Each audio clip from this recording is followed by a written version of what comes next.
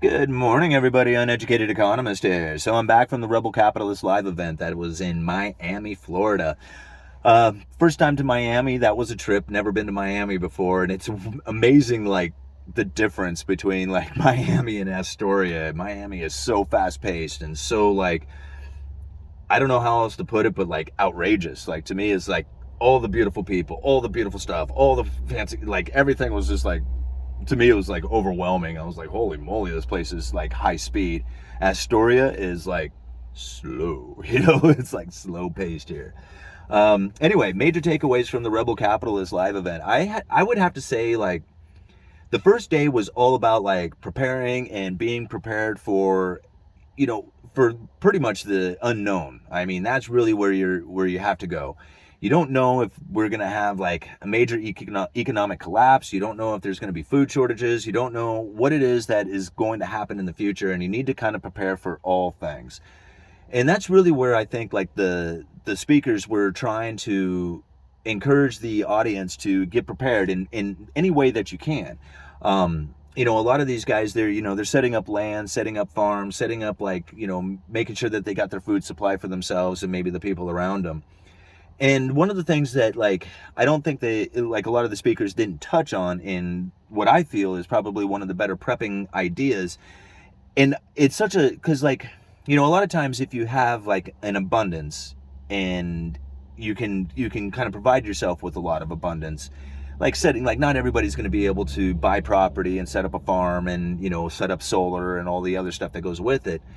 A lot of people just aren't going to be able to do something like that, but there is plenty of things that you can do as an individual to prepare for the unknown. And like I said, right now for me it's securing your food. That's going to be like a major issue. I mean, you can do without a lot of stuff. Like there's a lot of conveniences out there that you can give up, but you can't give up food. It's the number one thing in your life, that food and water and some shelter.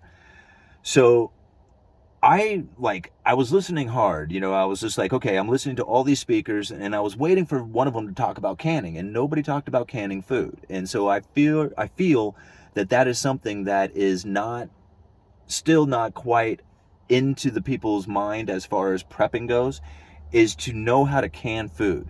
Get lids and rings and jars and learn to can. I mean, that's going to be a beneficial skill going into the future, because you can, like people have said, well, I'll just like if I need to eat, I'll just shoot a deer, right? Well, then you can eat for one day and the rest of the deer gets wasted because you can't preserve it. But if you know how to can food and preserve it, you can can anything. It doesn't matter if it's meat, fruit, vegetables, it doesn't matter what it is. If it's a consumable item, you can pretty much can it. And you can survive off of that for years if you're able to do it properly. So that's like my major takeaway, is that these guys were saying you need to get prepared for the unknown coming into the future.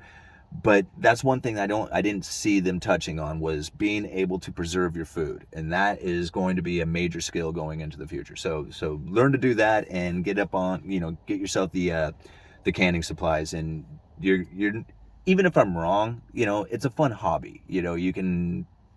It's just a fun hobby to can your own food. It used to be something back in the day that was just the norm. Like everybody did it. It wasn't like anything special to can food. But now it's like this kind of artisan thing or something. I don't know what it's all about. But like here in my area, canning food is like everybody does it. So it's not like uncommon around me. The other takeaway, the second day had some great speakers. Steve M. Meter, Brent Johnson, Jeff Snyder. I mean, these guys were just incredible. And I have to say, Jeff Snyder blew the audience away with his presentation. I mean, just blew them away.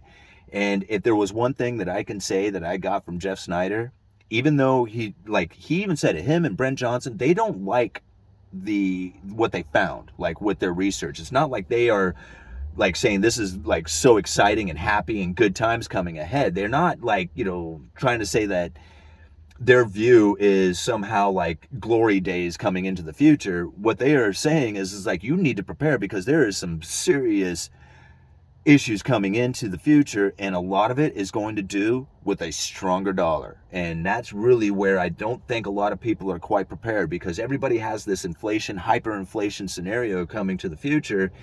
And when you listen to Jeff Snyder's presentation, you would really be second guessing what's going to be coming, because there is going to be a major collapse of the euro dollar outside of the United States, and the demand for dollars is going to skyrocket.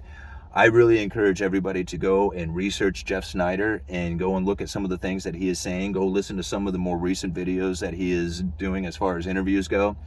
And I'm sure you're gonna start looking at things a lot differently. He is definitely one to put into your into your research, into the list of people that you are listening to. So I recommend Jeff Snyder immensely. Let me leave some links for you guys. I got to go into work here real soon, but I wanted to leave some links for you guys down in the description. You'll find them. One of them is talking about a very incredible situation that is now coming to some of these retailers. So these retailers are overstocked. We know this. I said it a while ago that we are going to find a time when there is going to be a flood of material coming into this country. And what I mean by materials, I mean stuff like TVs, clothing, dishes, anything that was like manufactured outside of the country and shipped in here. We are going to find like incredibly oversupplied of this stuff, and the prices are going to come down. And in fact, they're already coming down, and to a point that is something that I didn't think was going to happen. But look at the article. Places like Target and Walmart, they don't want to take the returns back. So you can imagine like somebody bringing back like a TV, and Walmart saying, you know what, we don't want to take this thing back. Like, we already have a crap load of TVs that we're not going to be able to sell, and we're certainly not going to be able to sell one that has been out of the box and put back into it. Like, who's going to buy this TV when I got a whole bunch of them for sale over here? But you want to return it. How about this? Just keep the TV, and here's your money back. Right? Can you imagine that? Like, how deflationary is that? Not only do you get to keep, like, you get the product for free. Just take it. It's yours. You can keep it. That is incredible. Like, I didn't think something like that would happen. I can imagine like saying, okay, well, there'll be restock fees or something like that. You only get 50% back of what you're trying to return. But no, they're giving you 100% back and letting you keep the product as well. And I can only imagine that this is going to lead to some serious fraud. I mean, people are going to like go and buy stuff and try to return it and keep the product in the money. I mean, if that's not a deflationary issue coming into the future, I don't know what is, right? So that's one. And the other thing, go and look at the other article. There is so much stuff in this country now that it has completely clogged the railways, the trucking, the warehouses, the retail. Everything is locked up, and now like truckers are having an issue, not because like there isn't stuff to move, it's because there's no place to move it to. That is like a flooded system that is completely oversupplied, and now the whole thing is clogged up and it can't function, it can't move. And we are going to find where people, I mean, you think about it, what is the easiest way to get stuff out of the supply and into the homes? You drop the price. Deflationary spiral is about ready to hit us, and it's going to be temporary. And the problem with this being temporary is that as long as there is an oversupply of stuff, manufacturers aren't ramping up supply, right? So they are going into a slowdown. Chinese manufacturing is slowing down because nobody's going to be ordering stuff when you have an oversupply. Once that oversupply diminishes, there's nothing coming in. And that is really where the supply chain shock is going to really get to people, because they're not going to be prepared for nothing coming into this country. And when I say nothing, I don't mean nothing, because there will be something coming in, but it's going to be such a diminished amount that the real shortages will be happening. Not only you're not going to have food because the food prices are going to be so expensive, but then there's not going to be anything to buy because China's not going to be sending a bunch of stuff into an oversupplied country, or they're not manufacturing right now to supply an oversupplied country. I'm not sure if I'm saying all that right. Yeah, you guys get it. Uneducated economists, you let me know.